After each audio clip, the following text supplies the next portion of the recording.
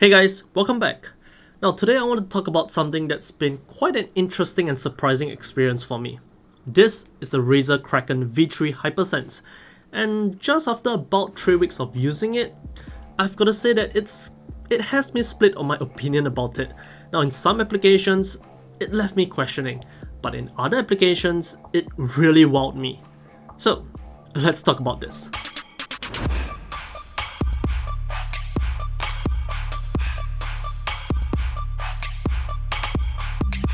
If you're familiar with the Kraken series for Razer, the new V3 design across the lineup isn't all that different, but it does strike a nice balance between the iconic style of the series while still being able to look less bulky and a little more modern. The headset is still made primarily out of plastic to keep the weight down as much as possible, but it does feature a really nice steel reinforced headband that provides that extra rigidity and gives the headset a slightly more premium feel. One thing I do definitely appreciate are the notches on the side of the headband, which gives you an easy indication for adjustment and they click right into place really easily. This is also where you will see the branding for the HyperSense, which we'll talk more about later. As far as comfort goes, the Kraken V3 HyperSense is arguably one of the more comfortable headsets out there. The memory foam cushions utilize a hybrid of leather and fabric and they feel really comfortable, really pillowy in that sense, and I could wear the headset pretty much almost all day long. The headband cushion also does feature a good amount of thickness, and for me personally, I didn't really feel much pressure on my head, if at all. Now of course, your experience will vary according to the size and shape of your head, but I dare say that the Kraken series from Razer has always been, well, the more comfortable option, and I would say that the V3 this time around is no exception. As for the RGB, it's actually really tastefully done in my opinion. It's a little more refined now, with a glossy surface to mimic the look of glass and with just the Razer logo and a subtle ring around it. It honestly does look really clean and minimalistic, while still retaining that Razer flair. It goes without saying that you can adjust everything about the RGB using Synapse. But aside from software controls, there are physical hardware controls on the ear cups which are really easily accessible and positioned intuitively when you're wearing the headset. On the left ear cup, you get a mute mic switch, a volume wheel, and a connection for the detachable microphone. On the right ear cup, all you get is a single button which cycles the different modes for the HyperSense feature.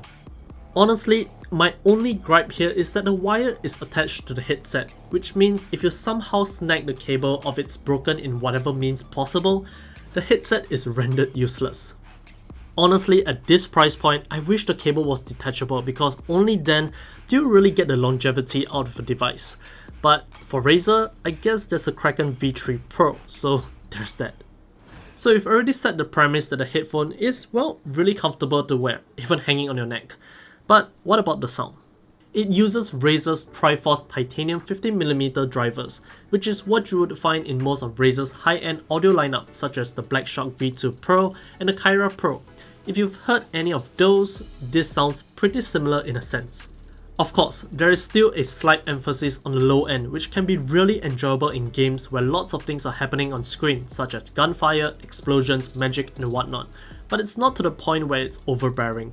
It also doesn't intrude into the mids and highs, so those frequencies are still relatively clean, which makes the headset not just great for gaming, but equally enjoyable for quite a variety of genres of music and videos or movies. But now let's talk about HyperSense, which is probably the main reason as to why you're taking a look at this, or perhaps the bigger brother, the wireless V3 Pro. To keep it really simple, this headset features haptic drivers in each ear cup that will vibrate accordingly to the audio to give you that added immersion and experience. So for example, in a game like War Thunder, when you move your tank, you don't just hear the sound of the engine revving or the sound of the tracks pressing against the ground, you also feel the vibrations as well. The best part is probably when you fire the main cannon.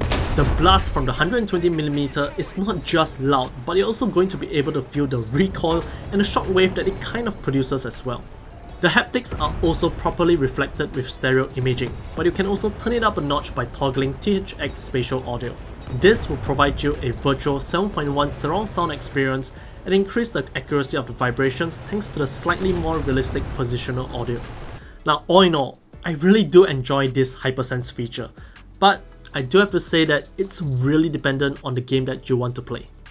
War Thunder is one such game where it really gives you that added immersion, but if you're talking about games like CSGO or Genshin Impact, it actually detracts the gaming experience more so than anything. In CSGO, the haptics interferes with your focus and really mixes and muddles what you'll be used to hearing, especially if you're playing competitive. And in Genshin Impact, while certain combat scenarios are enjoyable, the fact that HyperSense isn't game-coded specifically means certain soundtracks would be overpowering at times. In addition, HyperSense works not just for games, but literally any audio signals that get fed to the headset. So if I'm playing a game, even notifications from Discord and Telegram would give me that slight rumble, which can be annoying to say the least. I would also suggest keeping it to the medium setting because low is almost non-existent at normal listening levels, and high is just far too much.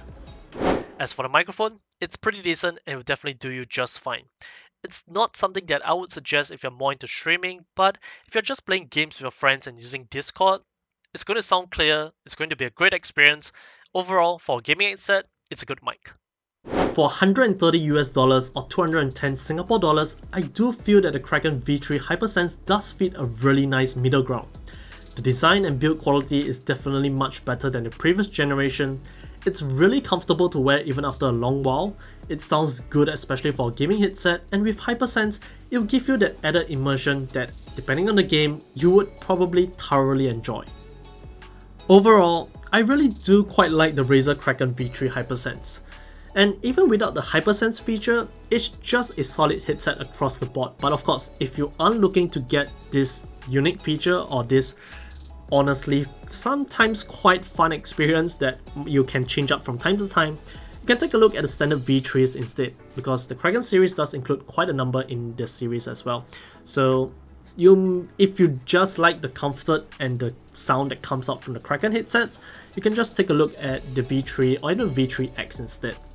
But if you want the HyperSense feature, take a look at this, and if you want something that's wireless with the HyperSense feature, you can take a look at the bigger brother, the V3 Pro. But all in all, I would say that any of the headsets across the Kraken lineup, it's going to be pretty solid. I quite like it. If you have any questions, let us know in the comment section down below. If you'd like to, do check out the affiliate links in the description as well. If you do, thanks for the support. Don't forget to like this video, subscribe to us on YouTube, follow us on Facebook, Twitter, Instagram, and TikTok. Till the next one. See ya!